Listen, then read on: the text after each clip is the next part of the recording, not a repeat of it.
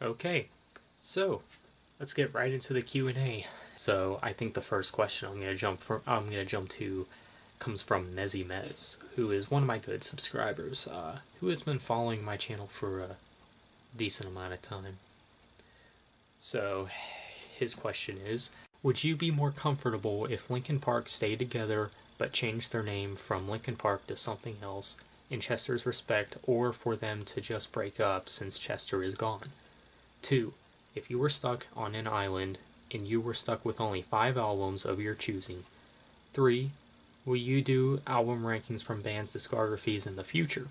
So to answer your first question about Linkin Park, I really don't know, to be honest. I think what I think now I don't want to say this because of my opinion or anything, but like I feel like the best thing for them to do is for the band members to start their own projects, kind of like what As I Lay Dying did. You know, that's just kind of how I see bands doing things anymore. Um, but would I be comfortable if Linkin Park stayed together? I don't know. It'd definitely be awkward if they got like a new frontman or something. Um, I'm really not sure how I feel about that. And the other question you asked is, if I was stuck on an island and stuck with only 5 albums, what would they be? um, Let me think. Well, I would pick Insomnium Winter's Gate for sure. I would pick Iron Maiden Power Slave. Probably Iron Maiden Book of Souls too, because that's a double album, and you know they kind of give me a little variety there. Let's see, what was that? 3. Another one I'd pick is probably Nothing More's latest release, because you know I gotta have some metal albums, but I do have to have a rock album in there, so to expand that. And the last album I would probably have to pick is Slipknot Iowa, and I guess those will be my 5 picks. Um, and number 3, will you do album rankings from bands' discographies in the future? You mean like how I've been ranking the first 3 albums lately? Most likely, it's the ranking segment is something that I do like doing, so I'll most likely continue it. This next question comes from Feeding the Machine Red 2605. What do you think of the Metallica and Megadeth fan wars? Are you a fan of power metal at all? Have you met any bands? What do I think of the Metallica and Megadeth wars? I think it's dumb, to be quite honest, because it's sometimes I wonder, it's like, why why those bands? Why do people rival over those bands? Is it just because they're both like thrash metal, or they're both like related, in the same subgenre of metal? Like, I get that they're both thrash metal bands, but I don't know, like, why don't people fight over Iron Maiden and Metallica, or Iron Maiden and Megadeth, or something like that? I do think Metallica is more successful though. I think anyone can pretty much agree on that. Depending on it doesn't matter whose side you're on. But I actually like both Metallica and Megadeth. But I've always been more of a Metallica guy. But Megadeth is a band that's definitely grown on me. I just love classic thrash. I mean, Metallica, Megadeth, it really doesn't matter. I think it's the whole fan wars thing is just ridiculous. I mean, I guess that's my answer to that. I think Metallica and Megadeth fans should just unite. Just be fans of both and be a little more open minded with that. And your other question: are you a fan of power metal at all? Uh I really don't care for power metal too much. I mean, I do like there's a Christian power metal band that I kind of like. They're called Theocracy. They're a pretty good band. I'm pretty sure they released an album last year. I've heard some of it. It's pretty good stuff. Um, I really haven't dived into much of uh, Theocracy's music though, but I have heard much of their discography, and I gotta say they're pretty impressive. I'm pretty impressed by their sound. They give this kind of like cathedral um, vibe in their music, and yeah. So I mean, other than that, I really don't care for power metal. I don't know. There's just something about it that's just, you know, whatever. And the other question you have is, have you met any bands? Uh, I guess you could say so.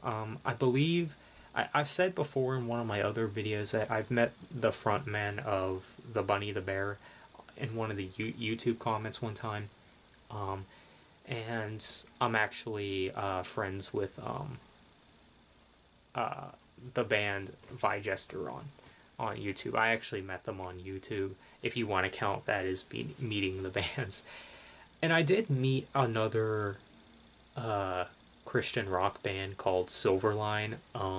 I actually met the frontman a few years ago at a concert at the time when I had a girlfriend at the time, and we saw them. I wasn't really a big fan of them, but I just went because, and why not?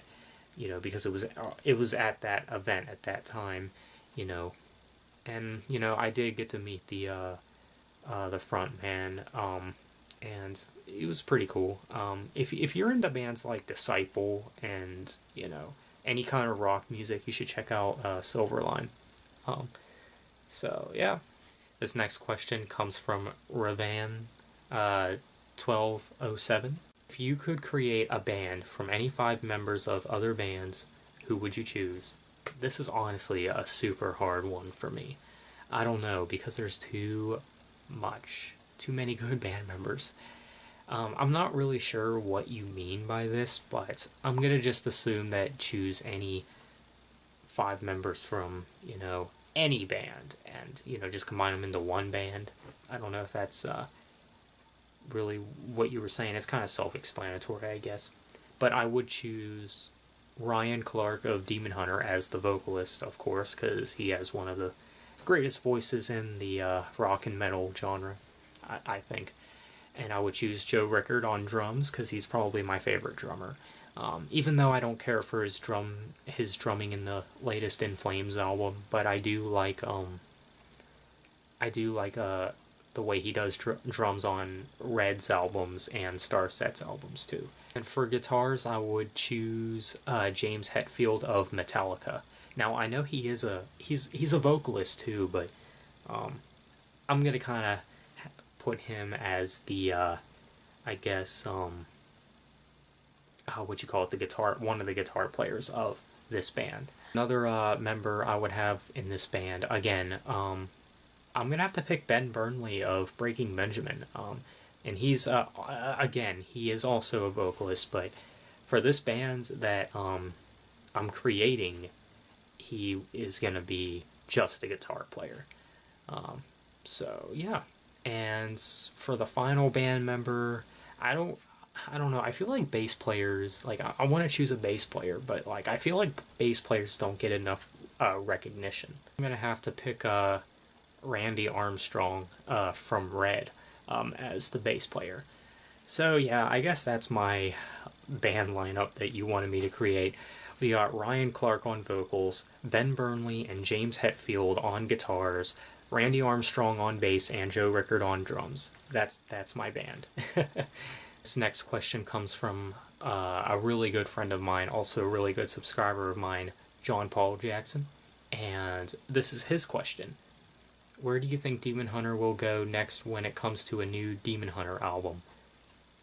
Yeah, I know I kind of already answered this before, but it's really hard to tell. And honestly, the future of Demon Hunter is kind of concerning, if you ask me, because it's like they just seem to be getting softer and softer. Like True Defiance, like not True Defiance, Extremist was really soft. I thought that was like this, like they couldn't get any softer than that album. Then I stood corrected when Outlive came out. They're at the point now where they're like becoming a rock band. So if the next Demon Hunter album is even lighter, then we could pretty much confirm that they're becoming a rock band, and they're losing the metal sound that they once had. Yeah, the Outlive album kind of grew off me, I think. I don't. It's not as good as I remember when it came out last March. I don't know. So it is kind of concerning, especially within the age department. But so I hear Extremis sold like way better than Outlive did. So I'm sure I'm sure the reception Ryan Clark is getting the reception that I hope that he gets, that people want the heavy Demon Hunter back. I mean, personally, I want something like the self-titled debut, because that's like slowly becoming like my favorite Demon Hunter album. I just love the raw sound and just I guess, the heaviness and the brutality in that album. It's really good stuff. And it reminds me of a classic Slipknot, which really makes me appreciate it more. And yeah, but I don't know where Demon Hunter would go with their with a new album. I do believe that the next Demon Hunter album will come out sooner than later, because I think one of my other subscribers have they've said that Ryan Clark has stated that he doesn't want a 3-year gap, another 3-year gap like Extremis and Outlive. So I'm just going to assume that the next Demon Hunter album will release at some point in 2019. That's my prediction. I don't know about anyone else. I don't think we'll get one next year, but it's possible. But if we do get one next year, it won't be till probably not till later next year. But I highly doubt it. I have good reason to believe that we could be getting another album from them, probably 2019. That sounds about right to me.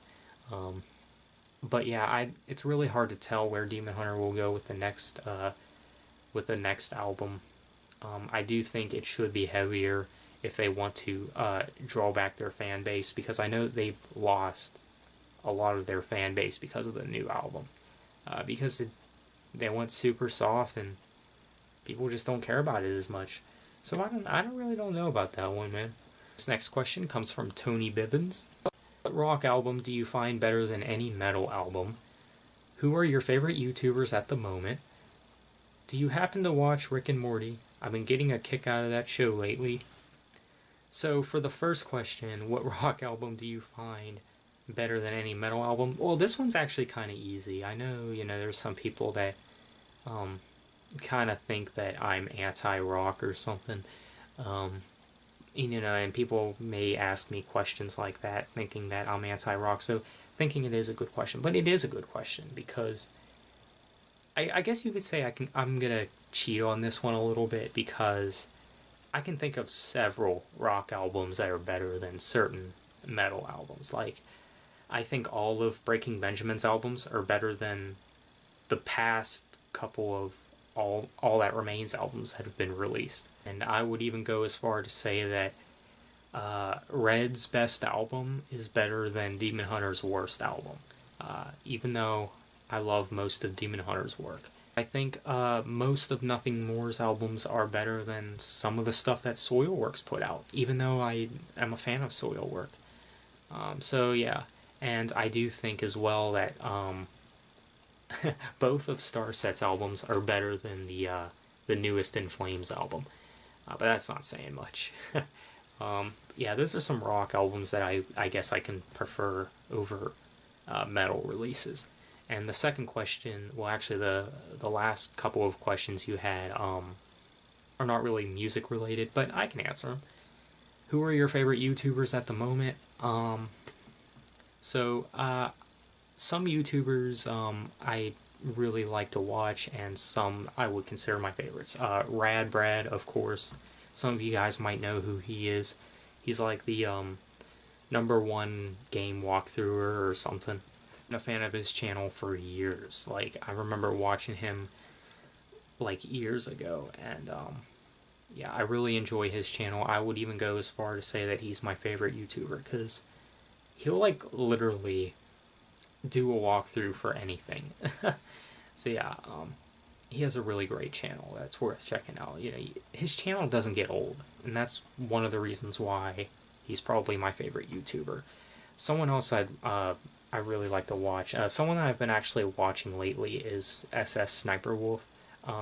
She has some pretty cool content. She does like, I've noticed she's been doing like reaction videos and stuff like that, which are pretty cool. When I first heard about her channel, I thought she was like a game only channel. I mean, I still would probably consider, you can, I think you could still kind of consider her a game channel, because I know like she streams Overwatch and stuff like that. So yeah, that's someone else I like to watch. Another YouTuber I like to watch is Birdman. This guy is really funny, and I can relate to this guy on so many levels. Just the things he says, man, like how he calls out the stupidest people, and I've taken some of his influences into some of my videos. Like I'm very influenced by this YouTuber specifically. Like the fanboy alert thing that you've seen in my videos before was influenced by him. Another YouTuber I kind of like to watch sometimes. This one's actually more music related, but it's Cover Killer Nation. Now he's really the only big album reviewer that I watch, because to be honest with you guys, I'm not really the biggest fan of bigger album reviewers. They can kind of bust an ego sometimes, I think. But Cover Killer Nation, I feel like he's in the right spot. Even though I don't always agree with him, I do like hearing what he has to say sometimes. And he's really good at articulating his thoughts too. And he's actually probably the only big YouTuber that reviews albums that I like. YouTuber that I'm a super huge fan of, and someone I've been following for a couple of years now, is McJuggernuggets. This is kind of like another one I'm kind of influenced by. Like, he does series stuff as well. Only the difference is between his series and my series is his series are more like reality shows. Like, it's not like story like script. I mean, it is a story, but like he puts on this show like he wants you to think it's real. And I gotta say, he's really good at it, and he really has some really proper actors too in his skits and in his series and stuff. Definitely something that I couldn't do for sure. So yeah, I am influenced by some of his videos too, I think.